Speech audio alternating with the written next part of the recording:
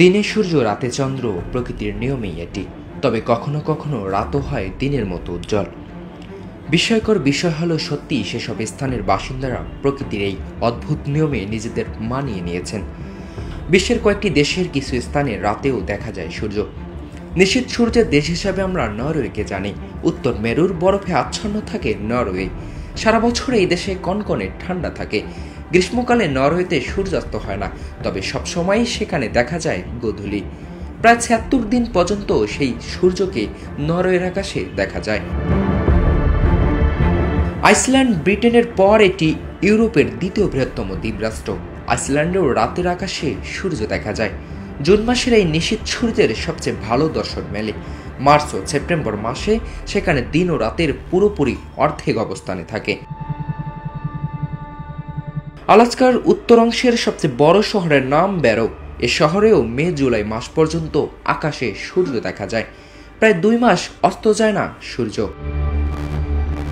প্রায় ৭৩ দিন ধরে রাতের বেলা সূর্য দেখা যায় ফিনল্যান্ডে। হাজারো হ্রদের এই দেশের রাতের আকাশও উজ্জ্বল থাকে গ্রীষ্মকালে। অন্যান্য দেশগুলোর মতো শীতকালেও থাকে গাঢ় অন্ধকার।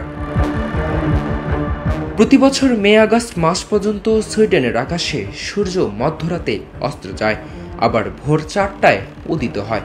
প্রায় ৬ মাস থেকে ১ বছর পর্যন্ত সারাদিন আকাশে সূর্যকে দেখা যায়। প্রশ্ন জাগতে পারে, এমন হওয়ার কারণ কি? পৃথিবীর অক্ষরেখা তার সমতলে ২৩.৫ ডিগ্রি ঝুঁকে যাওয়ার ফলে পৃথিবীর গোলার্ধে গ্রীষ্মকাল সূর্যের দিকে হেলে যায়, আবার শীতকালে সেখান থেকে সরে যায়।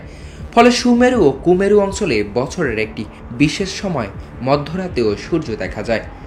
তবে যখন কুমেরু অঞ্চলের শীতকাল, তখন দিন ও রাতের মধ্যে কোনো পার্থক্য করা যায় না, কারণ সূর্য যেখানে উঠেই না, পুরো কুমেরু অঞ্চল অন্ধকারে আচ্ছন্ন হয়ে থাকে।